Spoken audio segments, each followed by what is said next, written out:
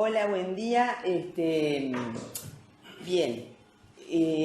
primero quiero agradecer la oportunidad que me han brindado las compañeras de Inspección de estar acá, porque yo pienso que yo hace años que me dedico a la formación en educación primaria y la verdad que me parece como una instancia súper novedosa esta, porque nos permite abrir más espacios de interacción a los ya tradicionales que tenemos, que son, sean los cursos de formación o sea la participación en sala de maestros. Me parece que esto brinda la oportunidad y estaría bueno que fuera una experiencia que se pudiera extender y que nos permitiera estar más en contacto, ¿verdad? Este nuevo tipo de medios. Pero como todo, cosa nueva, yo por lo menos soy principiante, así que les pido que si hablo un poco rápido o si me equivoco en la interacción, porque capaz que ustedes me quieren hacer algún comentario, me dicen cómo se maneja esta cuestión. Yo, cuando estuvimos pensando con las compañeras, con Silvana, con Mari, con Elizabeth, que la veo que está, ahí va, ahí logro ver en los diferentes cuadros, porque también lo difícil es ver a todo el mundo al mismo tiempo. Se activa el micrófono, la pantalla se agranda. Claro, no, pero además tengo que ver que los demás cuadritos pequeños que están ahí también son compañeras que están participando. Entonces voy a tratar de atender a todos y acá también hay más gente, entonces es un aula. Bueno, no te preocupes por nosotros, está bien, es un aula un poco diferente que está bueno. Bien, la cuestión es que nosotros estuvimos pensando y en un tipo de presentación como esta nos parecía que lo más indicado era empezar por, siempre estamos muy apurados en ciencias sociales o en cualquier área de conocimiento, quienes nos dedicamos a la enseñanza, siempre estamos muy apurados por el tema qué vamos a enseñar, qué vamos ¿no? A ver, el qué, y el famoso cómo, ¿verdad? ¿Y cómo vamos a enseñar esto? Es como algo, la pregunta que nos apura. Pero a nosotros nos parecía importante que había una pregunta antes que ninguna, que era, ¿cuál es el sentido de enseñar ciencias sociales en este caso? Que es lo que nos convoca aquí, pero creo que sería una pregunta válida para cualquier área de conocimiento. O sea, que va más allá del por qué enseñar, sino el sentido. ¿Qué sentido cuando yo planifico una clase, cuando planifico una actividad? Mañana justo estamos muy... no, hoy es miércoles, pasado mañana justo es una efeméride, ¿verdad? Entonces, también parece que las ciencias sociales tienen que ver con eso, porque ya vamos resguardándonos. Pero el tema me parece que es bien importante que antes de ponernos a discutir cualquier cosa del qué o del cómo, tendríamos que pensar entre todos cuál es el sentido de enseñar, en este caso ciencias sociales, insisto, porque creo que, el otro día lo decía en otra oportunidad que tuve con TV Educativa, creo que como comunidad educativa que somos, debemos convertirnos en una comunidad interpretativa, o sea, intentar buscar interpretaciones o sentidos comunes a lo que hacemos. Me parece muy importante. Yo ponía el ejemplo con lo del programa escolar, que el programa escolar, ¿no? Tomando además el programa escolar en ciencias sociales, es uno solo, ¿no? Entonces nos da la ilusión de que todos aprenden, ¿no? O todos enseñamos lo mismo. Pero eso es una ilusión, porque en realidad ese programa está ahí y cada docente lo interpretará, ¿verdad?, desde su conocimiento, ¿verdad?, desde su historia, desde su formación. Entonces, en realidad, más que programas únicos, lo que nos hace falta son tener interpretaciones comunes, ¿no? Como comunidad educativa, no para aquello, estoy en el área de ciencias sociales, para perder nuestra individualidad educativa, que es bien importante también, pero sí se supone que si llevamos una comunidad educativa tenemos que también tener en muchos casos interpretaciones comunes. Entonces me parece que un buen punto de partida para esto sería preguntarnos sobre cuál es el sentido de enseñar ciencias sociales en la escuela hoy, porque las ciencias sociales se enseñan desde que nació la escuela pública y vamos a ver que tuvo esos sentidos o esos propósitos han ido cambiando justamente. Bien. Para empezar con el tema, entonces, yo traje un video que quizás algunos de ustedes ya conocen, porque es un video que usamos en los cursos de formación, pero como no todo el mundo puede acceder a los cursos o puede haber ido, o quizás fue hace muchos años, porque lo usamos hace poco, es un video que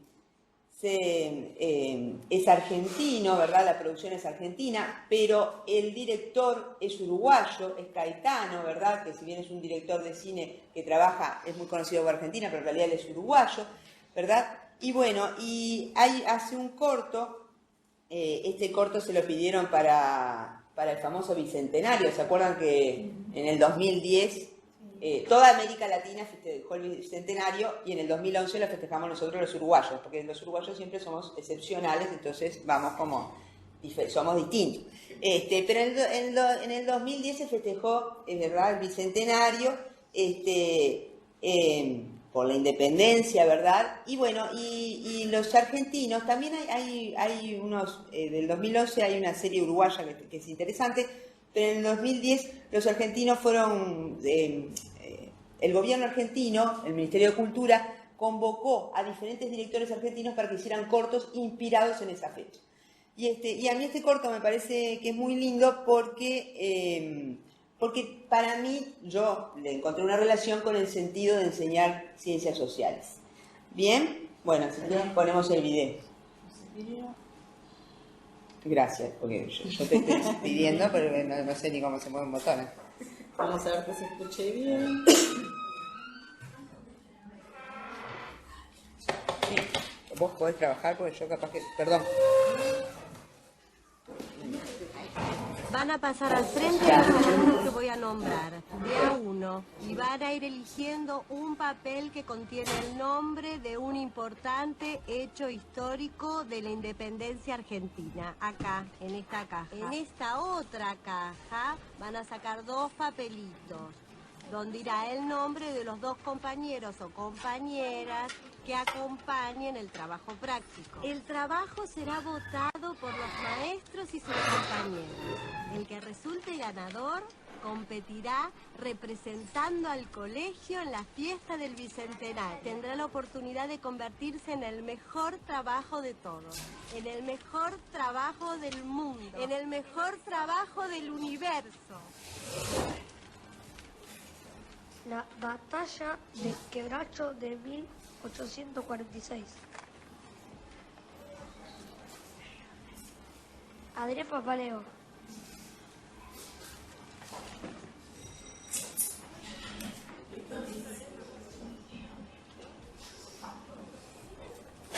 Adrián, ¿no sabes cuál es la batalla de Quebracho? No sin antes librar una importante batalla de más de 3 horas en donde hubo solo un muerto.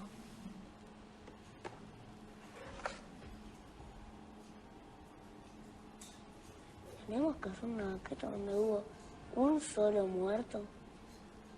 Y en el manual no está el nombre, solo está el nombre de los famosos de la historia. Pobre hombre. Sí, pobre hombre.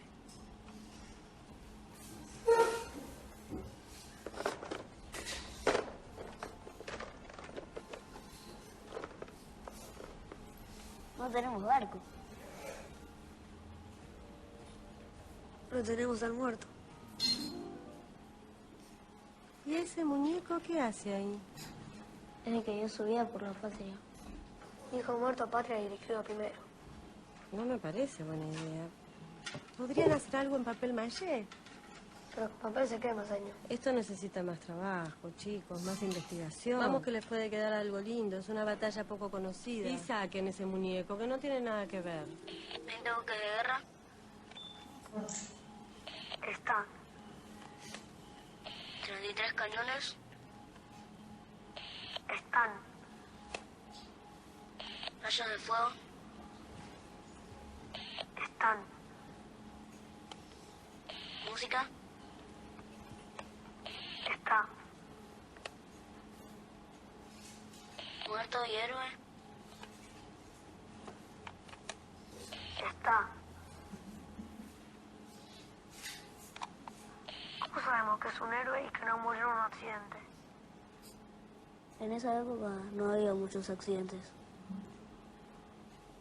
Le deben haber pegado un tiro. 185 soldados. Tenemos 23. Gracias por estar acá, en este día tan importante para la historia del país. Con ustedes, Natalia Hernández y Romina Papaleo. La batalla de Maipú tuvo lugar el 5 de abril de 1818 entre las fuerzas patriotas revolucionarias conformadas por argentinos y chilenos contra los realistas. Se enfrentaron 5.300 hombres y 12 piezas contra 4.900 hombres y 21 piezas de artillería al mando del general José de San Martín. El ejército patriota rompió fuego con la artillería de Manuel Blanco Encalada. Pero luego de un tiempo San Martín se dio cuenta de que los realistas habían tomado una posición defensiva y decidió iniciar el ataque. Miembros de granaderos a caballo tomaron la posición española en el cerro a su izquierda. Mariano Osorio se retiró con su caballería buscando salvar su vida. José Ordóñez nunca se resignó a perder la batalla. Los otros batallones realistas decidieron resistir de la misma manera. San Martín dijo, con dificultad se ha visto un ataque más bravo y jamás sería una resistencia más vigorosa, firme y tenaz. Apoyados por piezas, los patriotas lanzaron una falta de sentido. Ordóñez pidió una primera salida. La batalla había terminado. Y ahora es el turno del trabajo de Nicolás Novoa y Adrián Papaleo. Por favor, ¿pueden apagar la luz?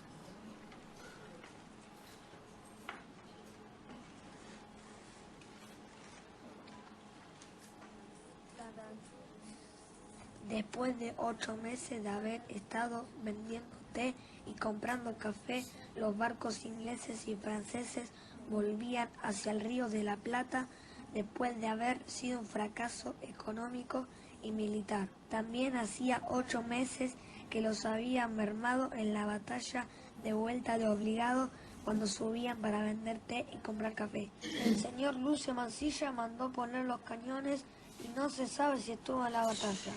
Pero como los cañones estaban altos, bombardeaban un montón y de abajo no le podían llegar. La cosa es que los esperaron y se hizo la batalla, donde le rompieron 2 barcos mercantes que se hundieron y 4 que se prendieron fuego. Todo porque preferían no caer en manos argentinas, que se ve que no iban a perdonar haber ido a vender té y a comprar café.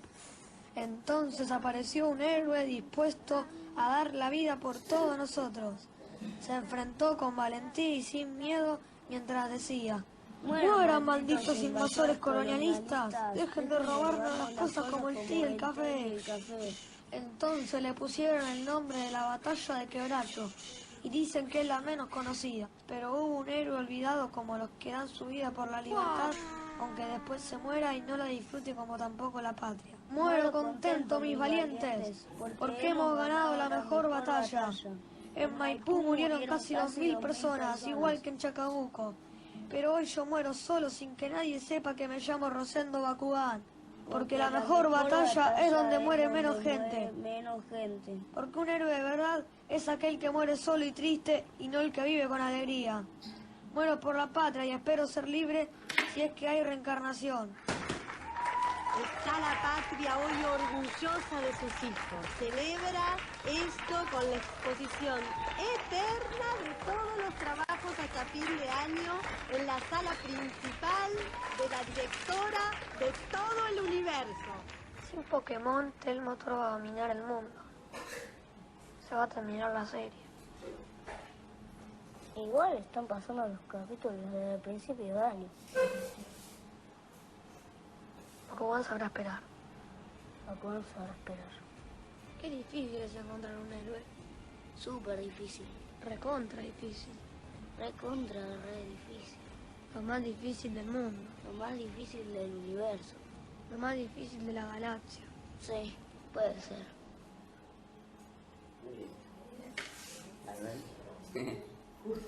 Estas argentinas. Somos la misma, bueno, por eso, por el sentimiento patrio que estamos así, ¿viste? Enaltecidos con el argentino. Cosita, viene. Muy bien. Bueno, podés hablar nomás que yo ya voy preparando la bárbaro. presentación. ¿Puedo hablar con todos? Con los de acá y los de allá. Con todos. Con las personas Ya de acá sabes, también. sí. Bárbaro. Bueno, no, la idea era un poco, obviamente que esto es un corto, que es un director que se inspira en una idea, como ustedes saben, no quiere decir que esa es la realidad, sino que él trata de tomar ciertos sentidos, y a mí me parecía que tenía cierto sentido con la enseñanza de las ciencias sociales, este corto. No sé si a ustedes les parece que tiene o no tiene. Ya aprovecho capaz que podemos preguntarle a la escuela 172, que la tenemos ahí en la mira. Ciertas relaciones, me parece, con la ensanza de las ciencias A ver, sociales. si activamos el micrófono y la pregunta perfecto, de Lina. vamos a hacer una animadora. Sí, a mí me parece que los niños vivieron la batalla, por eso es aquello de lo vivido, lo percibido. Ellos vivieron la batalla, las otras dos niñas no, fue preparado más bien por adultos, ¿no? En cambio los niños sí. No sé. Bien, muchas gracias. Seguimos ahora con la escuela 359. Activan el micrófono 359. Claudia. Está activado, dice que activado. Claro, estamos escuchando. ¿Está activado? Sí, está activado. Bueno, ¿qué nos pareció? Nos llama a la reflexión. ¿Qué les pareció? Bueno, a mí me pareció que el corto de los niños fue reelaborado, como que ellos investigaron un montón sobre la batalla y lo transformaron desde sus vivencias. Entonces hicieron esta puesta en escena, bien desde el juego de los niños, pero pudieron como extraer lo más importante de la batalla y dar un mensaje. Y el de las niñas era un recorte y pego de internet, de googleado, ¿no? Me parece a mí. Que en un momento los chiquines se durmieron y creo que no aprendían nada, porque y bostezaban, en cambio lo otro como que concentra la atención, como un juego. Aprendieron jugando. Sí, a mí me encantó el video de los niños. Bueno. Bárbaro, gracias. Bueno, 140, escuela 140.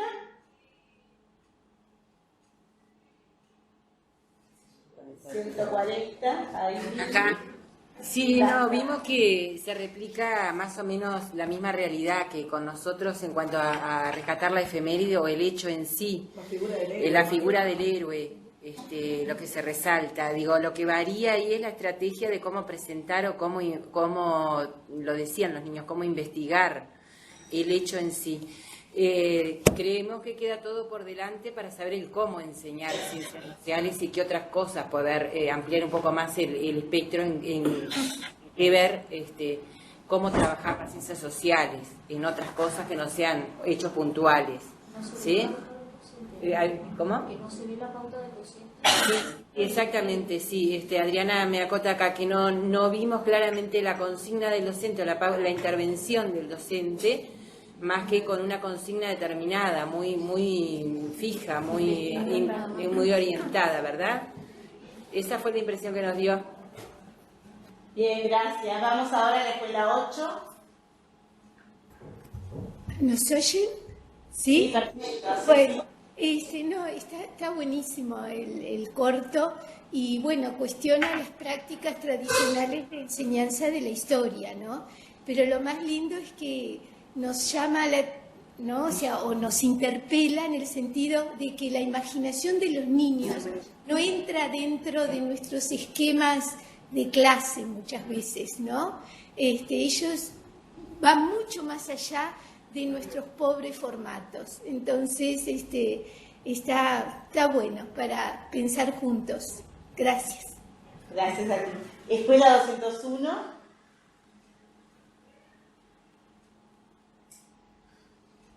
Hola, ¿me escuchan?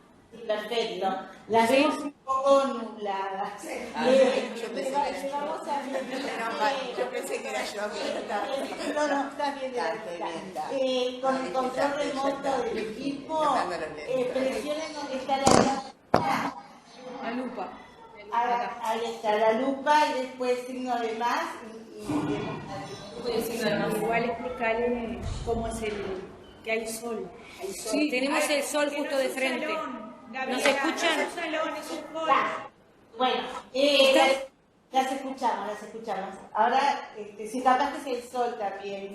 Sí, porque estamos en un hall acá. Ya está iluminada totalmente. Sí, esta iluminación. Bueno, las escuchamos. No, comparto lo que decía Susana. Y me parece que un poco los niños nos enseñan también cómo debemos, digamos, acercarnos a la historia nosotros con la mirada de ellos también, ¿no? Es eso de cómo contar historias para enseñar historias, ¿no?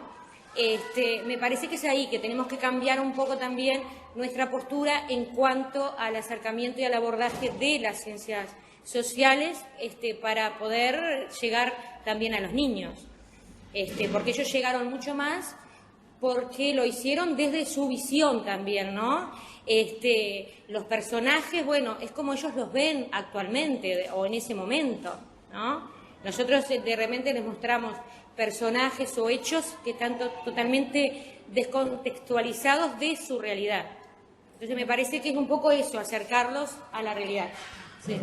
A mí me parece muy valiosa la propuesta por el proceso de discusión previa de los alumnos, o sea, cómo ellos van construyendo sus propios personajes y concepciones de lo que nosotros queremos abordar.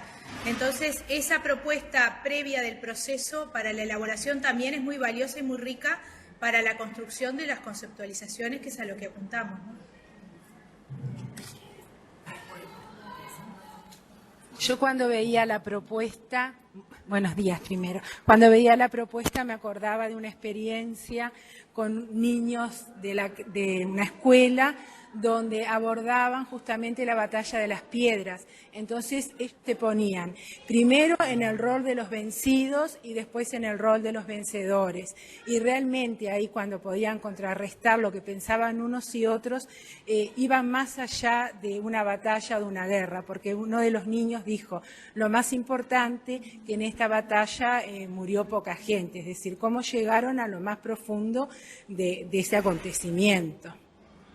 Me pareció muy bueno y me parece que en el Uruguay se llevan a cabo muchas prácticas de estas que tenemos que seguir incentivando. Gracias. Gracias. Por acá, por la sede, ¿alguien que quiera hacer algún aporte? ¿No? Yo me parece que el grupo de niños, a través del juego, como que le da mucho hincapié al docente para trabajar sobre conceptos, por ejemplo el concepto de héroe, porque de alguna manera ellos a través del discurso que dicen manifiestan ciertos conocimientos en cuanto a lo que es un héroe, en cuanto a lo que es una batalla. Entonces me parece importante, que a través de esos personajes que ellos hicieron participar, como para poder hablar de ese hecho histórico, mostraron muchos conocimientos que ellos ya tenían sobre conceptos que nosotros a veces vamos a abordar en la clase sin saber qué es lo que ellos saben. Tanto conocimiento, para mí me indagaron. Sí, te escuchamos. No me queda claro. Bueno, me impactó mucho, ¿no? Me parece que es una hermosísima interpelación al quehacer cotidiano en la escuela, pero una de las cosas que creo que más me sorprendió, y de pronto Dieter hizo un comentario que me hizo pensar sobre esto, es que a veces estas producciones que elaboran los niños, estos proyectos, suelen ser de evaluación y de cierre de un estudio, esta actividad. Distribuimos ciertas responsabilidades en equipos y los niños elaboran como un proyecto final. Y me dio la impresión de que se evidenciaron tantas diferencias, por decirlo de alguna manera, entre lo que conceptualmente el niño debería alcanzar y lo que el niño alcanza en ese estudio, o tantos niveles diversos, que me motiva a pensar que esto debería ser el disparador, esa actividad, para replanificar acciones y ver cómo se alcanzan los niveles. O sea, me pareció que el impacto fue, por lo general lo visualizamos como una actividad de cierre, y en realidad ese proyecto elaborado y debería ser producto de otras replanificaciones para mejorar los niveles de conceptualización. No sé si soy clara. Desde la estrategia metodológica me parece que resultó que el video muestra que deberíamos revertir nuestras prácticas en ese sentido. A mí, por ejemplo, ya les digo, me pareció que debería disparar otra secuencia de actividades el estudio, ¿no? Bien. Bueno, yo quedé con una gran pregunta. Me preguntaba qué historias escolares y familiares hay detrás de estos niños para que las dos niñas por un lugar, los dos varones por otro, ante un mismo tema lo encararon de maneras tan distintas, ¿verdad? Sin decir cuál estuvo bien y cuál estuvo mal, porque seguramente en muchas escuelas la presentación de las niñas fue excelente y seguramente a nosotros nos complace ver una presentación así, y la de los varones también. Ganaron el premio los varones. Ganaron el premio los varones. Bien. Ahora, por ahí también hay una cuestión de cómo recibimos las prácticas docentes las mujeres y los hombres. También hay una diferencia planteada. No era el punto. No, el punto es pensar qué intervenciones docentes, a qué tipo de escuela están concurriendo. ¿Es la misma escuela? ¿Son los mismos maestros? ¿Son las mismas familias las que están detrás de los varones y de esas niñas que ante un tema reaccionan tan distinto? Y otra pregunta, ¿cuál nos parece mejor? Porque creo que nosotros tenemos que tomar decisiones en estas cuestiones, porque los niños llegan a hacer eso porque hay maestros que trabajan con ellos, ¿verdad? Entonces, de pronto acá estamos en una encrucijada, Elina. ¿Qué es lo que está bien? ¿Qué es lo que está mal? ¿Qué es lo que promovemos y qué es lo que deberíamos promover? Bien, yo lo que no quiero es que trabajen más, porque los maestros siempre y los docentes siempre tendemos a trabajar enseguida. A ver, ¿a qué me refiero? A la intervención. Yo lo que quiero aclarar es que esto no es una situación didáctica, primera cuestión. Esto es un director de cine que le dicen, mira, tenés que hacer un corto bicentenario y hace esto, ¿no? Entonces yo creo que tenemos que ir, me encanta porque nosotros siempre, los docentes, ya estamos pensando, ¿cómo enseñar? ¿Qué enseñar esto? El niño lo hizo bien, el niño lo hizo mal. No, ya nos ponemos nosotros en la situación de docente, entonces tenemos que pensar, bueno, a ver, esto en realidad es una ficción, ¿no? No es una situación didáctica, no es real, ¿no? El director le dijeron eso y como alumno de la escuela, ¿no? Como ex-alumno de la escuela, pensó en esto. Eso es lo que yo creo, y acá vamos a los sentidos, porque una compañera, no me acuerdo de cuál escuela, discúlpenme, pero estoy con todos caras, dijo en un momento, lo captó muy bien, dijo, bueno, acá tiene que ver con el tema patriótico, pero siempre estamos, pero hay que ir finalmente al qué y al cómo. Y yo insisto con el sentido que tiene que ver con este video. El sentido es muy importante, porque yo le puedo decir, cualquiera, formador, inspector, maestro que enseña a otro maestro, etc. Desde ahora las ciencias sociales no son más datos factuales, no son más fechas, que fue lo que, en realidad para mí tenían propuestas muy parecidas a las niñas y los varones, ahora lo voy a decir por qué, pero está. No son más fechas, no son más datos, bien, ahora son conceptos, bien, pero si mi sentido sigue siendo que enseñar ciencias sociales es enseñar una educación patriótica, nacionalista, la educación decimonónica, la del héroe, el qué y el cómo van a ser datos y hechos, y el cómo va a ser la cuestión memorística, porque lo factual se sabe que se aprende sí o no, se aprende de memoria y no hay otra cuestión. Entonces, digo, yo insisto que el sentido es muy importante por eso. Porque si yo me pongo reviso los sentidos de la enseñanza de las ciencias sociales, también me voy a interpelar por el qué y el cómo. Insisto, yo puedo decir, bueno, desde ahora en ciencias sociales es enseñar conceptos, pero capaz que, enseñar conceptos. Entonces yo ahora elijo el concepto de batalla, supongo, por decir algo. Y bueno, pero si yo elijo ese concepto, que en realidad no es un concepto disciplinar, en el sentido de que los historiadores se preocupen por ese concepto o que hayan construido por ese concepto, sigo en el paradigma de la historia o la geografía positivista. ¿Se entiende un poquito esto? ¿Por qué yo estoy tan preocupada por... ¿Puedo pasar la presentación? Vamos a ponerla primero. No sé si se entendió este planteo,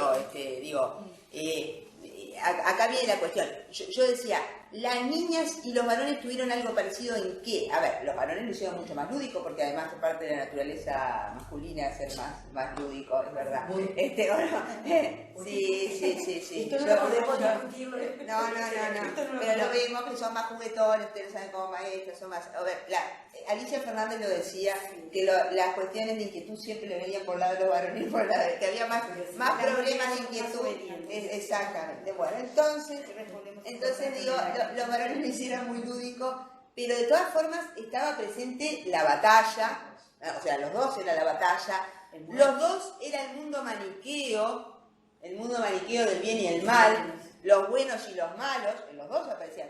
Por eso los chiquilines, inclusive en ese mundo patriótico y maniqueo, vieron que eran los jugadores de fútbol, que lo tenemos ahora acá, ¿no? Ese es el nacionalismo, los jugadores de fútbol, los nazis aparecían, vieron que aparecía la figura nazi, o sea, porque en ese mundo maniqueo de los buenos y los malos, digo, todo vale, ¿no? Y se supone que enseñar ciencias sociales quiere decir ir más allá de ese mundo maniqueo, que está muy bueno, digo yo, para las telenovelas, todos nos gusta, lo malo, lo bueno, pero enseñar ciencias sociales quiere decir trascender un poco ese mundo maniqueo y cotidiano y pensar que los que se enfrentan no son buenos y malos, sino que son grupos con intereses contrariados, por decirlo de alguna manera, ¿no? Con intereses diferentes.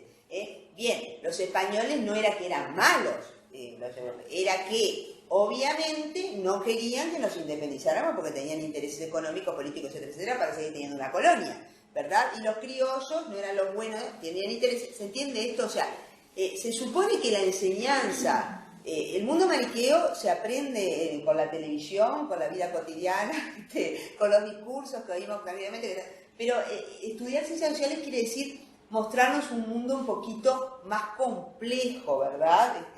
Tratar de interpretar la realidad social de una forma más compleja, menos prejuiciosa, más abierta. ¿Bien? Es el para qué. ¿El para qué te estaba diciendo? Claro, el para qué, pero insisto, siempre el para qué es importante porque tiene que ver con el qué y el cómo. Porque si yo pienso que, por ejemplo, enseñar historia es enseñar los héroes, la patria, o enseñar geografía, ¿verdad? Es enseñar, resaltar las cualidades del Uruguay como país, seguramente privilegie ciertos contenidos, ciertos qué, ¿verdad? En detrimento de otros, y también en el qué está el cómo, ¿tá? Porque una cosa, hay una forma de enseñanza de lo factual distinto a enseñar lo conceptual, no es lo mismo enseñar, esto lo dice, bueno, a ver, un libro muy conocido, El aprendiz de mi maestro lo dice Pozo, ¿verdad? Sí, por ejemplo, aprender un dato es diferente a aprender un concepto, porque aprender un dato, el conocimiento factual es así. ¿Cuál es la capital de Uruguay? Montevideo. Es eso, no hay matices, no hay graduación, como en el aprendizaje del conocimiento conceptual, que sí que hay graduaciones, hay acercamientos, diferentes circunstancias. Exactamente. Entonces por eso digo que el sentido es importante. Es importante, porque yo puedo insistir en el qué y el cómo, decirle, traerles propuestas maravillosas de cómo enseñar ciencias sociales, o nuevos contenidos, ¿verdad? ¿No? Pero, insisto, y vuelvo al programa, podemos tener el programa más novedoso y más nuevo del mundo, pero si lo interpretamos desde paradigmas y sentidos tradicionales de las ciencias sociales, por más que tengamos el mejor programa del universo, como decía la maestra ahí en el universo del planeta, de la galaxia, no puede estar escrito, pero la interpretación va a ser desde el paradigma tradicional de enseñanza. ¿Y puedo poner la primera diapositiva? ¿Hago así? Sí, ¿no? Bien. Entonces, por eso yo, ahí la primera diapositiva tiene que ver con todo esto que dije, ¿no? Con todas estas cosas que estuvimos mirando. En el origen, las ciencias sociales, en el origen de su nacimiento como asignaturas escolares, eran las ciencias de la patria, o sea, eran eso. Y yo digo en el origen, y era en el siglo XIX, y ya es bastante, ¿verdad? Pero bueno, tendríamos que interrogarnos si muchas veces vieron que, por ejemplo, las efemérides se asocian siempre con ciencias sociales, ¿no? Siempre. Y bueno, y en realidad las efemérides a los historiadores, ya que se supone que se asocia al contenido de historia, por eso traigo a los historiadores, les interesan poco las efemérides, les voy avisando, o sea, en realidad teníamos que verla más como una cuestión escolar y esa función que cumplió la escuela, vamos a ver qué función cumple en este sentido en la actualidad, de formar algo que no existía. Cuando la escuela se funda en el siglo XIX, tiene que fundar algo que no existe. ¿Qué alumnos tenía la escuela? La educación, les voy a decir una cosa, siempre tuvo problemas, voy a avisarlo, lo digo así, no estoy saliendo en la televisión, en los informativos, que lamentablemente, pero lo puedo decir acá en esta instancia, que hay más compañeros, siempre hubo problemas en la educación. No digo porque vieron que la crisis educativa y todo el mundo llora. Bueno, la educación siempre tuvo problemas, o sea, nunca zafamos de tener problemas. Digo, tengo mala noticia para los que quieren ser maestros y profesores, siempre va a haber problemas. Territorio de conflictos. Es un territorio, claro, porque todas las expectativas están puestas ahí, ¿verdad? En la educación. Se le carga más de lo que debe, y además siempre tuvo desafíos. Y estaba con esto, ¿cuál fue el desafío de la escuela cuando nació la escuela pública en el siglo XIX con estas ciencias de la patria? Era que sus alumnos eran todos inmigrantes, casi todos inmigrantes. Entonces había que fundar la nación, ¿no? Había que hacer los uruguayos, ¿no? La escuela era la usina de la patria, como hay un artículo muy lindo de Miriam Krieger que le pone así, era la usina de la patria, era hacer eso. Eso no solo en Uruguay, ocurrió, estoy pensando, me dijeron que la compañera venía de Italia. Sí. Bueno, Italia es un país más joven que Uruguay, ¿verdad? La independencia de Italia es posterior a la nuestra. También, o sea, esto no es del Uruguay solamente, en Italia, ocurrió en España. O sea, en algún momento, cuando nacen los Estados-nación, que es en el siglo XIX, se debe crear esto, la idea de la identidad nacional, ¿ven? Y la escuela tuvo buenos trabajadores y sí, bueno, sí, teníamos que ser, hay que ser, los patriotas supone que son buenos, porque si no, o sea, ahí estaríamos totalmente. A ver, entonces ahí existía una función clara de la historia y la geografía y de las ciencias sociales, que era hacer patriotas, ¿verdad? Y de ahí quedó toda esta cuestión de las efemérides, de los héroes, las batallas, todo esto que vimos, ¿verdad? Y bueno, y acá vieron que dice el segundo, dice el correlato disciplinar. El correlato, ¿no? Es como el relato que va en paralelo. Y ahí había una historia de amor, esto para adobar un poco la conversación, un idilio entre lo que investigaban los historiadores y los geógrafos y lo que enseñaba la escuela, porque los historiadores y geógrafos también en esa época se dedicaban a crear la historia nacional y la geografía nacional, y a crear la idea de nación. Entonces había una correlación perfecta entre la investigación, la historia disciplinar, la geografía disciplinar y lo que enseñaba la escuela. El problema que tenemos en la actualidad es que empezó a haber como un divorcio de esta relación amorosa, porque hoy en día ni los historiadores ni los geógrafos están interesados, digamos, en crear o en las cuestiones nacionales. Es más, por ejemplo, ya en historia o en geografía se habla de historia regional, de geografías regionales, ¿verdad? Hay como otros intereses, pero esto no ocurre ahora con la historia o la geografía, ya empezó la década del 20 del siglo XX. Entonces ahí empezamos a notar que hay como cierto, que a pesar de que a veces los programas escolares se ponen a tono, y estoy hablando de programas escolares y los programas iniciales, escolares estoy ahora abarcando, inclusive podemos llegar hasta la formación de maestros a nivel de grado, a pesar de que a veces se ayornan, a pesar de que la historia nacional no ha dejado de perder en el currículum escolar espacio, a pesar de eso que a veces se ayornan, sigue habiendo como, vemos que hay cada vez más distancias entre, por ejemplo, las nuevas investigaciones. Son un desafío, por ejemplo. Hace 30 años en el Uruguay, hace rato que los historiadores vienen produciendo libros, investigando sobre la historia de la vida cotidiana, la historia de la vida privada, ¿verdad? Digo que además son magníficos temas, siempre digo, para trabajar con los niños. Sin embargo, eso se ve poco. ¿Por qué? Bueno, porque estamos acuciados por una serie de contenidos, por eso digo, el sentido es muy importante.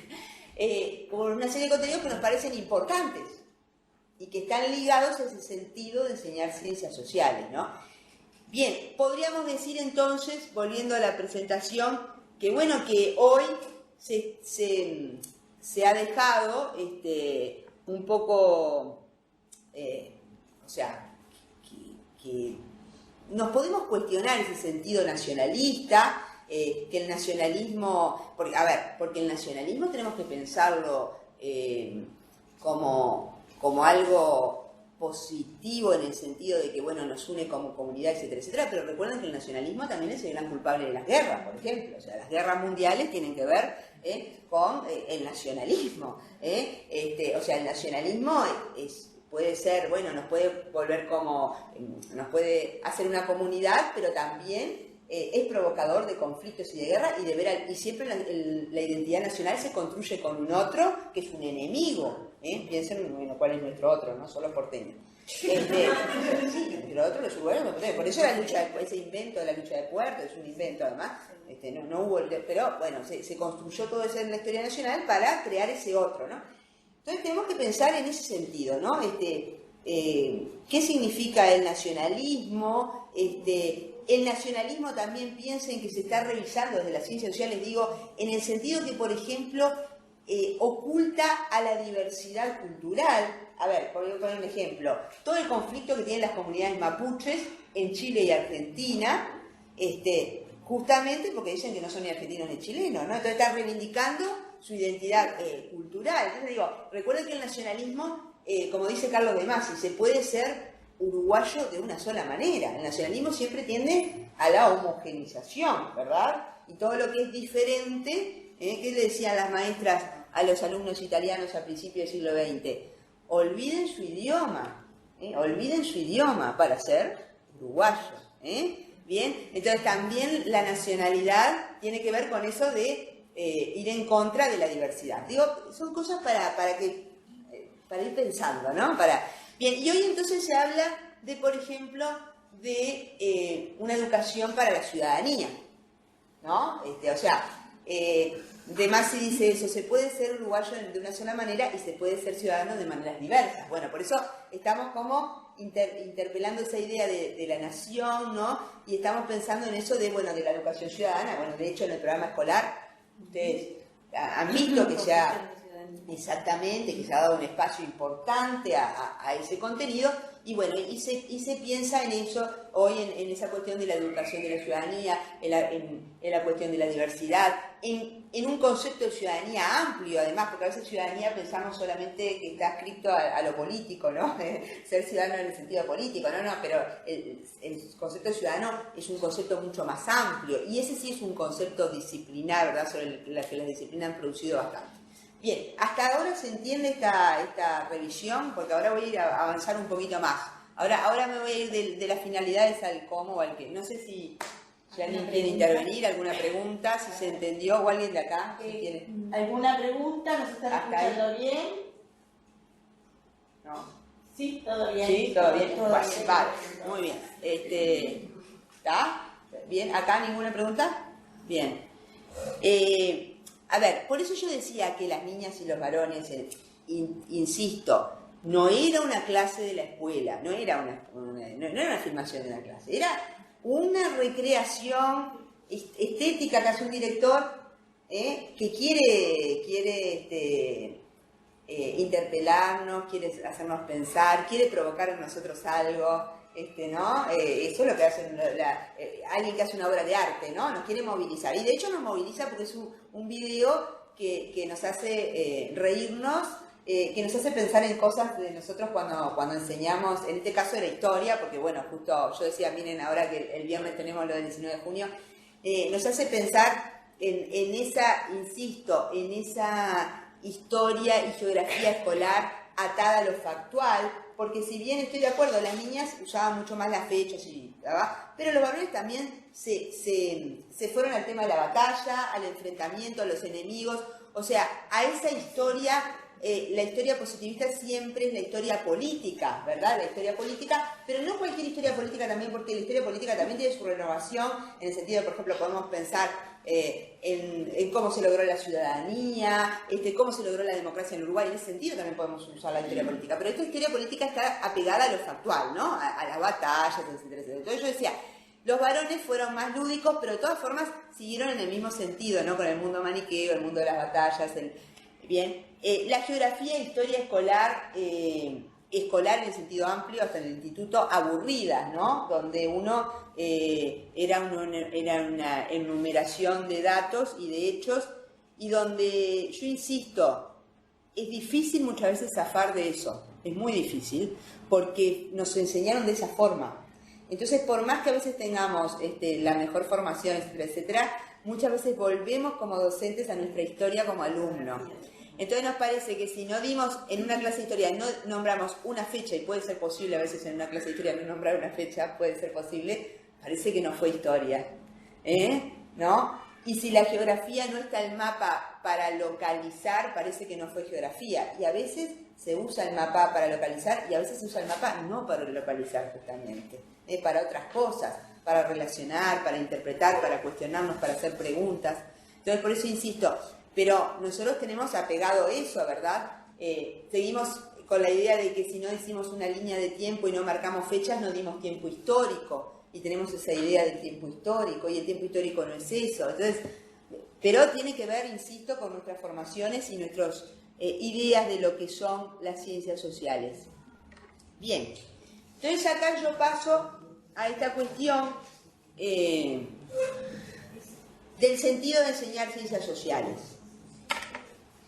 Y quiero también decir que esta presentación, que como toda presentación es breve, dice unas líneas nomás, pero hay un material escrito sobre esto que ustedes pueden consultar, que Mari lo tiene y todos lo pueden tener porque es fácil, es en la última quehacer educativo del año, el año pasado en la quehacer educativo dedicamos una quehacer educativo a ciencias sociales y hay un artículo ahí que yo escribí que tiene que un poco que ver con esta disertación, así que está bueno porque ustedes pueden tener, pueden esto que estoy hablando, oralizando, leerlo, que es diferente leerlo, ¿verdad? Es distinto. Vamos a incluir el enlace entonces. Perfecto. A una web en el sitio. Perfecto, me parece bien. Te voy a llevar conmigo porque me organiza todo es precioso, todo tecnología está bien, es precioso esto. Bueno, entonces, vieron que ahí una de las primeras cuestiones que a mí me preocupa y que estoy preocupada en la actualidad y que por suerte hay compañeros que comparten esta preocupación conmigo, lo hemos hablado mucho con Mari ahora que nos vemos seguido y con las otras compañeras inspectoras con las que estamos trabajando, que nos vemos seguidos y estamos reflexionando sobre esto, es que a veces la enseñanza de las ciencias sociales queda restringida o a estas finalidades patrióticas. Insisto que cuando viene el tema de las efemérides, la ciencia parece que es un tema de las ciencias sociales y creo que quedó claro por qué no es de las ciencias sociales, es un tema de la función que cumplió la escuela, ¿no? Hay un libro precioso, un libro antiguo pero muy lindo, de Perla Selmanovich sobre las efemérides, no me acuerdo cómo se llama, pero creo que es el único que escribió Selmanovich sobre las efemérides, o sea que ahí es fácil de rastrearlo, que ella un poco analiza este tema, ¿no? Del sentido de las efemérides hoy, y de encontrar nuevos sentidos, y del trabajo de las efemérides, sobre todo los primeros niveles, que muchas veces donde las ciencias sociales aparecen en relación a las efemérides. Hay algún artículo está colgado, algún artículo está sin voz. Está bien. Bueno, eso no suele suceder a los profesores, maestros. Bien, entonces yo les estaba diciendo que tendríamos que pensar que las ciencias sociales no pueden quedar restringidas a estas finalidades de ya sea una enseñanza patriótica o a una enseñanza de solo formar ciudadanos, ¿no? O sea, yo sé que es políticamente correcto decir, bueno, formamos ciudadanos o formamos, a todos nos gusta decir alumnos críticos, ¿verdad? Es como políticamente correcto, está bien decir eso, ¿no? Está bien. Pero yo insisto que si nosotros pensamos solamente de esa manera, no quiero decir que se descarte eso, quiero decir que si pensamos, vieron que yo en negrita a propósito puse las ciencias sociales quedan restringidas, y voy a explicarle ahora por qué, cuál es mi hipótesis. Y también a esa idea, vieron que dice a un conjunto de temas, claro, como que siempre ciencias sociales. Y yo creo que el programa escolar también nos refuerza esa idea con la cantidad de temas, ¿verdad?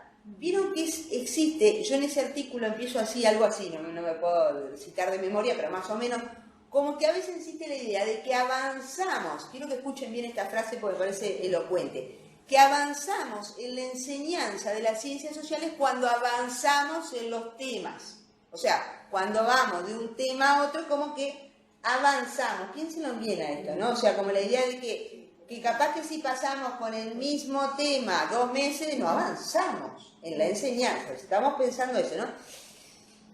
Y bueno, y esto es un problema, porque a veces, lo vamos a ver ahora con la próxima diapositiva, con el mismo tema yo puedo estar dando muchos aspectos de la enseñanza de las ciencias sociales. Esa es la cuestión. Lo que pasa es que tenemos que tener claro qué aspecto, porque está, claro, si estar con el tema es estar con ese tema estancados, porque a mí me encanta tal tema, no se trata de eso, no estoy diciendo eso, a mí me gusta mucho dar, no sé, la independencia, porque nos pasa eso a los docentes también, que hay temas que nos gustan más y otros menos, entonces nos pasamos con eso porque nos gusta mucho. No, yo no me estoy haciendo referencia a eso, ¿no? Porque no es a lo que voy. A lo que voy es que con el mismo tema se pueden dar diferentes niveles de aspectos que son importantes en la enseñanza de las ciencias sociales, que ahora voy a explicar. ¿Bien? Entonces, yo decía que pensar que enseñar ciencias sociales quiere decir enseñar un conjunto de temas específicos, o pensar que el sentido de enseñar ciencias sociales es formar uruguayos, o supongamos que dejamos el paradigma nacionalista, o formar ciudadanos, es dejar la enseñanza de las ciencias sociales a una cuestión muy acotada. ¿Por qué? Porque enseñar ciencias sociales también quiere decir desarrollar cierto tipo de razonamiento. ¿Tá? De la misma forma que podemos decir que las matemáticas, por ejemplo, ayudan a desarrollar el razonamiento lógico en las personas, ¿verdad? Pero, como todos sabemos, hace un rato ya, no es la única forma de razonamiento que tenemos los seres humanos, ¿no? Entonces, las ciencias sociales sí promueven determinados tipos de razonamientos que no se desarrollan en otras áreas. Entonces, tendríamos que pensar de esa manera. Y acá viene lo de los sentidos, por eso vuelvo a lo de los sentidos. ¿Qué formas de razonamiento desarrollan las ciencias sociales o qué habilidades podemos enseñar cuando enseñamos ciencias sociales? En el sentido de que las mismas pueden servir a propósito de cualquier tema. ¿Se entiende esto? Entonces, obvio que siempre vamos a tener muchísimos temas que enseñar, y más a los que nos gustan ciencias sociales. Tenemos 1500, podemos hacer un programa escolar súper largo.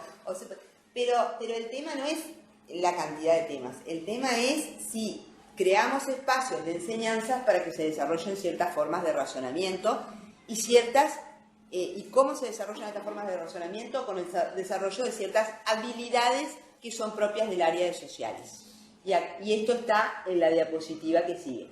Yo no sé si hasta el momento, a ver, ¿puedo pasar la paso yo? Perfecto. Acá viene la cuestión. No sé si ahora quieren hacerme alguna pregunta, porque voy a pasar a explicar esto.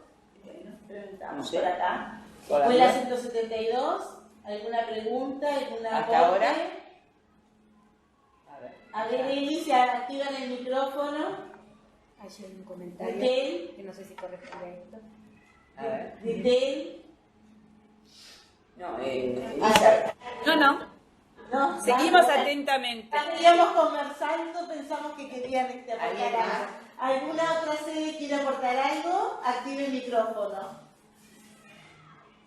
¿No? ¿Seguimos? Allá está Beatriz, la de rojo Beatriz. Sí. Hice 3 años en sociales contigo porque me encanta. Muy bien. Me hace la propaganda, Beatriz. Ahora te vi. Bueno, continuamos entonces. Muy bien. Bueno, se entendió hasta ahora este tema del cuestionamiento a las... Bueno, entonces yo ahí pongo que les decía que en el artículo está ampliamente desarrollado esto, porque el artículo se trata de esto, de las habilidades en ciencias sociales. Ahí pongo que como una forma de ordenar, esto no quiere decir que que cuando llega a la cocina de la enseñanza sea tan ordenado, y vamos a ver cómo unas se pegotean con las otras, pero como una forma de ordenar mediante la escritura y de sistematizar, ver este tipo de habilidades cuáles son, ¿no? ¿Qué habilidades pongo en juego si voy a enseñar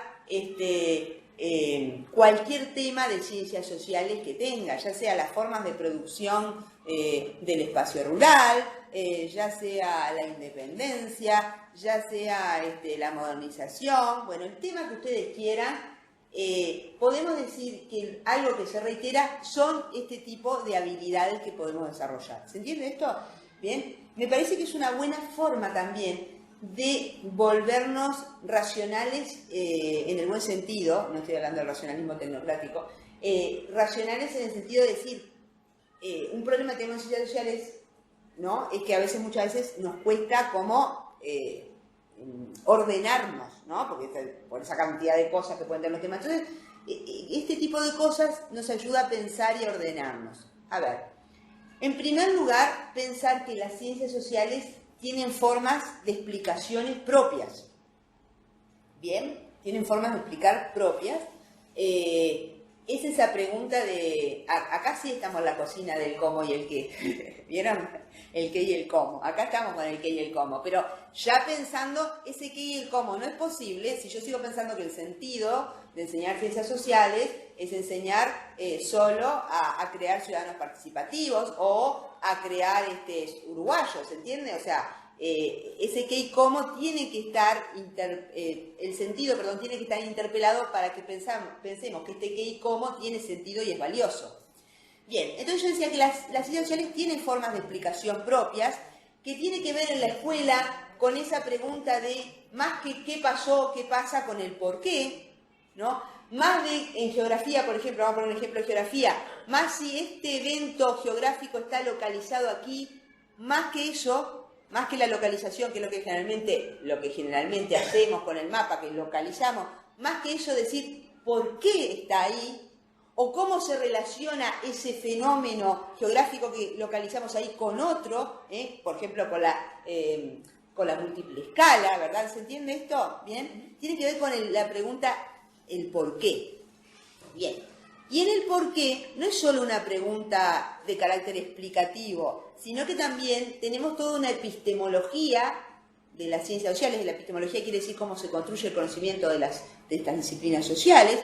Tenemos toda una epistemología que nos explica cómo explican las ciencias sociales. Entonces yo siempre digo que en la formación inicial de maestros, más importante que enseñarle todos los temas, estaría bueno darle los secretos de la disciplina. Yo el otro día lo compartíamos con Mari, transparentar la disciplina, que es lo que no hacemos. Transparentamos, los profesores de historia, los profesores de geografía, nunca transparentamos la disciplina, y no damos el secreto de la disciplina. Y sería más importante, más que toda la información, ya sea factual o conceptual, ¿no?, o inclusive la información así dada por causas, explicar la estructura disciplinar. Y en este caso, hablando de la estructura disciplinar, la forma de explicación que tienen las ciencias sociales más clásica es la causalidad. Esa es la más clásica. ¿Está? Bien, cuando decimos por qué tal cosa y enumeramos causas. Bien, esto es todo un programa. ¿Por qué digo todo un programa? Bueno, porque tendríamos que ver cómo es la naturaleza de la causalidad de las ciencias sociales. En el artículo yo lo desarrollé un poco. Es una causalidad múltiple, no es una causalidad lineal, o sea, eso de causa-efecto no nos sirve para ciencias sociales, sirve para otras disciplinas que tienen que ver, por ejemplo, con las ciencias naturales, pero no para las ciencias sociales. ¿Se entiende? Bien, causalidad múltiple. Entender que detrás de cada causa, las causas no son inherentes a los fenómenos sociales, o sea, no surgen con los fenómenos, son interpretaciones que hacen los investigadores para explicar ese fenómeno. Bien, pero también otra forma de explicar que hay en ciencias sociales, hay otra forma que no son las causas. Y volvemos al cómo. Claro, yo puedo cambiar ahora la enseñanza de las fechas o de los datos por las causas, pero si sigo aprendiendo las causas de memoria, estoy en el mismo contrato didáctico, ¿no? O sea, también pensar en el cómo, ¿bien? Y yendo a eso, también hay otra forma de explicar en las ciencias sociales, que es legítima disciplinarmente, que es a través de las intenciones y motivaciones de los protagonistas, que yo creo que es una buena forma para explicar en la escuela. ¿Tá? El otro día en una sala, en las salas que se están haciendo en tiempo extendido, ¿verdad? De la jurisdicción y bueno, y en las salas también de las escuelas de aprender, llevamos un ejemplo de esto, ¿verdad? Mari lo vio, que era, por ejemplo, de un libro clásico ya, de un libro que nosotros habíamos hecho hace tiempo, en sexto año, que era explicar la Revolución Oriental, pero no empezar de manera tradicional por las causas, que todo, bueno, la situación en España, las nuevas ideas, las causas, sino empezar la Revolución Oriental, perdón, la Revolución en el Río de la Plata, sería más adecuado decirla, la Revolución en el Río de la Plata, pensarla, dije más adecuado, se entiende por qué, porque es un fenómeno regional en realidad, más que un fenómeno de carácter nacional. Entonces, pensar, en vez de empezar el tema por las causas, como decía, empezar el tema pensando los protagonistas que estuvieron involucrados en ese fenómeno, ¿qué intereses tenían? ¿Bien? ¿Qué intereses tenían? ¿Está? Y ahí estamos explicando cómo se produce la revolución en el Río de la Plata, no por causas, sino por las motivaciones que tienen los protagonistas. ¿Se entiende esto? Que me parece, esto es algo que disciplinarmente es legítimo. ¿Entienden lo que digo? O sea, es correcto. Pero acá yo lo estoy relacionando o tejiendo con la didáctica. ¿Entienden las dos cosas? Por eso no es la didáctica y la enseñanza por un lado. No, acá estamos hablando de la enseñanza, la disciplina y la enseñanza y la didáctica por un lado, eso no es así. Porque ahí está la didáctica específica. Y la didáctica específica, la enseñanza específica significa eso. Significa pensar desde la enseñanza teniendo en cuenta la epistemología disciplinar. Es eso. Entonces yo estoy pensando, es más adecuado para los niños, para los alumnos que tiene la escuela, explicar desde los protagonistas, es más adecuado, ¿verdad? Estamos de acuerdo, ¿no? Porque además ahí entra la relación, pero también estoy siendo respetuosa de lo que es la estructura y la epistemología disciplinar, porque hay historiadores, en este caso tomé un tema de historia, pero también hay geógrafos, los geógrafos explican a través de, por ejemplo, del estudio de caso, que es también tomar a los protagonistas. Hay libros de historia, por ejemplo, que ustedes no son los más conocidos, pero existen, no son los más divulgados, que son libros donde se explican los fenómenos a través de los protagonistas. ¿Bien? ¿Perdón? Sí. ¿Cómo no? Porque en el programa dice que se habla de sujeto social, y muchas veces habla fuerte. Estábamos acostumbrados a nombrar a los sujetos sociales como actores sociales. Sí. ¿Cuál es la diferencia? Hay una diferencia. ¿Qué hay detrás de eso? Creo que yo hablé de protagonistas. Sí. Ajá. Bien, ¿por qué hablé de protagonistas para no meterme en camisa de 12 varas? Claro, porque hay, son escuelas teóricas. Es eso, por eso son diferentes cuestiones. Hay ciertos paradigmas de las ciencias sociales que hablan de actores sociales, ¿no? Y hay ciertos paradigmas que hablan de sujetos sociales. Son énfasis teóricos. Porque me parece que tampoco tenemos que meternos en el Uruguay. Voy a usar un ejemplo de historia. En el Uruguay en los 70, fines del siglo XIX, estaban las cámaras bizantinas, le decían. Eran las cámaras del presidente Yauri, que el país estaba de guerra civil, no sé qué, ellos pasaban, le decían las cámaras bizantinas por eso, porque pasaban hablando de cómo iban a resolver temas de política y filosofía política, no sé qué, mientras el país. Entonces le decían las cámaras bizantinas por eso. Entonces yo creo que hay cosas que, estas discusiones, digamos, tan buenas para una cuestión de profundización, de ver lo teórico, pero te contesto la pregunta así, ¿son posiciones teóricas? ¿Son paradigmas? ¿Hay escritos sobre eso? Digo, Pero me parece que nosotros nos tenemos que, en el caso de la escuela, tenemos que pensar en eso, en protagonistas, ¿no? O sea, ¿cuáles son los protagonistas? Que generalmente, inclusive en el ejemplo que estaba poniendo, son los grupos, no pensar que volvemos, porque si pensamos en actores, sujetos o protagonistas como que es Artigas, volvemos a aquel paradigma del héroe, ¿no? Son grupos, Artigas era el grupo criollo, digamos, ¿no? Es eso, pensar en la clave de los protagonistas. Hay muchos ejemplos para esto, sobre todo con las narraciones, ¿no? Yo diría que fuéramos por ese lado. Ahora, pensar que tanto... Esto sí me parece importante y con eso paso a los puntos 2, 3 y 4 que están relacionados. Pensar, esto sí me parece importante, que tanto el concepto de sujeto social como de actor social son conceptos que han hecho los investigadores. Ahí me voy a la dimensión conceptual, al 3. ¿A qué me refiero con esto? Que no existen en la realidad. O sea, el hecho de ser humano no nos transforma ni en sujeto social ni en actor social. Es el investigador, cuando investiga, ¿no?, el que va a operar con ese concepto. ¿Se entiende esto? El concepto no existe en la realidad.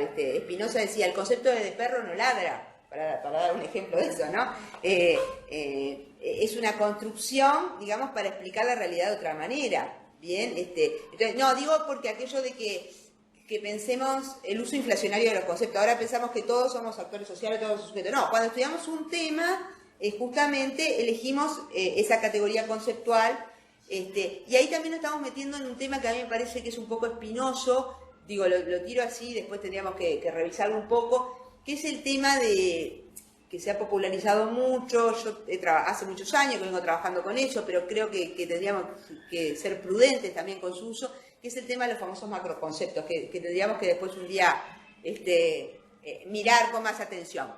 Pero bueno, pasando al otro punto, yo les decía que también otra cuestión, otra habilidad que tendríamos que pensar en relación a las ciencias sociales es cómo construyen los historiadores, los geógrafos el conocimiento. Por eso ahí dice dimensión metodológica. O sea, a ver, ¿cómo construye el conocimiento? Quiere decir, los historiadores y los geógrafos y los sociólogos, cuando construyen conocimiento, se hacen preguntas, elaboran hipótesis, buscan evidencias, ¿bien? Este tipo de cuestiones también son cuestiones de enseñar en la clase de ciencias sociales. O sea, por ejemplo, si una maestra se pasa una clase enseñando a hacer preguntas sobre un tema, es un contenido de enseñanza. ¿Se entiende esto?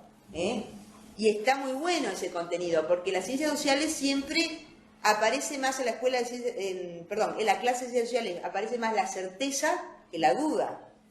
Siempre aparece más la certeza que la duda. Entonces, hacer buenas preguntas es un contenido de enseñanza. Enseñar cómo se elabora una hipótesis en ciencias sociales y cómo podemos buscar en una fuente, en el museo, por ejemplo, vamos a visitar el museo, buscamos evidencia para confirmar esa hipótesis, también es un contenido de enseñanza de las ciencias sociales. Bien, en tercer lugar yo puse ahí la dimensión conceptual, que esta es una dimensión muy familiarizada. Es más, los maestros todos decimos, con el nuevo programa escolar enseñamos conceptos, ¿verdad? Todos decimos eso. Bueno, en realidad ahí hay de todo un poco en el programa escolar, porque hay temas, yo insisto con eso, hay temas y hay una red conceptual que está al principio, o sea, ojo, porque hay... Y en esos temas a veces encontramos conceptos y a veces no. Cuando dice dimensión conceptual ahí no se refiere a los macroconceptos, se refiere a los conceptos específicos. O sea, el concepto me sirve para no apabullarme, perdón, voy a usar una palabra así bien cotidiana, para no apabullarme con tanta información. Entonces pensar en el tema, más allá de la información específica que voy a enseñar, ¿qué concepto específico voy a enseñar con ese tema? Y ese concepto, ¿cómo voy a volver a tomarlo a propósito de otros temas? Eso es lo más importante en sociales, volver a ese concepto específico. Inclusive esta forma de trabajo sirve para relacionar en el ciclo escolar, por ejemplo, trabajar un concepto en común, puede ser de primero, segundo y tercero, ¿no? Ir viendo a propósito... La secuencia de iniciar el sexto. Puede ser, y los temas pueden ser distintos, porque yo pensé, podemos trabajar el concepto de democracia, que es un concepto bien específico, y se puede trabajar en sexto, en cuarto, con temas distintos. ¿Se entiende? ¿Bien? Sí. Estoy cerrando. 3 minutos. 3 minutos. Y por último, también las ciencias sociales desarrollan habilidades cognitivo-lingüísticas, que son habilidades de razonamiento. ¿A qué me refiero? A que existe toda una literatura específica en la actualidad, y nosotros en los cursos nos estamos preocupando mucho por eso, que es el leer y escribir en ciencias sociales. El viernes asistí a una conferencia de la doctora Carlino, ¿verdad? Paola Carlino, convocado por el CLAE, el tema era ese. Ella decía que había 2 bibliotecas. Una biblioteca era... El gran problema que tienen hoy los estudiantes en ciencias sociales, y creo que en ciencias naturales también, y creo que en muchas áreas de conocimiento, es que, primero, no saben, no es que no sepan del tema, sino que a veces no saben comunicarlo, o sea, no saben escribirlo, no sabemos, que nos pasa a nosotros también, escribirlo, ¿verdad? O a veces no es que no entiendan el tema, sino que no comprenden el texto, porque los textos sociales o los textos naturales tienen especificidades que tienen que ver con el conocimiento. Entonces, existía una biblioteca que era aquella de que, bueno, se hacen talleres aparte, ¿no? De lengua, de técnicas de estudio, etcétera, etcétera. Y eso, hay otra escuela, que es la doctora Carlino, que dice, no, todos debemos ocuparnos a la hora de la enseñanza de este tema de la lectura y la escritura. Lo pongo, y con esto cierro para la escuela. ¿Qué quiero decir? Que enseñar a leer y escribir, a veces nos pasa en la escuela, que enseñamos a leer y escribir, supóngase con textos de ficción, con cuentos, etcétera, etcétera, y cuando llega la hora de sociales, esto lo dice Delia Lerner, cuando llega la hora de sociales le decimos a los chicos, lean de la página tanto a tanto. Y no pensamos el texto de sociales o la clase de sociales como una oportunidad para enseñar a leer y para enseñar a escribir textos específicos. Bien, con esto cierro, y bueno, fue como un bombazo. Nos dejaste muchas preguntas. Bueno, qué lindo. Y sin duda, sí, muchísimas, para mí por lo menos. Y sin duda, yo por lo menos, permanentemente, aunque te parezca extraño, fui relacionando toda tu presentación con el video. No me pude desprender del video que planteaste. Y vuelvo a lo mismo. Me gustaría saber qué historia escolar tuvieron esos niños, para que me da la impresión a mí que los varones se tomaron como ciertas libertades que las niñas no se las tomaron. Entonces creo que por ahí también tiene que ir nuestro pensamiento a la hora de enseñar ciencias sociales. Capaz que volviendo a aquello de la educación como acción liberadora, no sé si tan profundamente, pero vi algo de eso en el video, por eso me quedó rondando en mi cabeza. Muy bien. Bueno, y... No sé si alguien más quiere decir algo, no sé. Por allá. Acá vamos a hacer, si les parece, un pequeño corte. ¿Y no tendrán alguna pregunta? A ver, ¿ahí está alguna pregunta? Porque ya está ahora acá para trabajar en ciencias naturales. Bueno, hacemos la ronda. Escuela 172, ¿alguna pregunta? Allá alguien activó el micrófono, no sé qué. Hola, ¿me escuchan? Necesita poner el micrófono sobre la mesa, ahora sí. Bien. Dime. Hola. Mira, yo rescaté 2 cosas que venía pensando a medida que se fueron, tanto con el cortometraje, con lo que decía la señora especialista en ciencias sociales. Una de las cosas que veía cuando pasaron el cortometraje es que uno de los obstáculos que nos enfrentamos los niños y los maestros es primero la cantidad de contenidos que tiene el programa.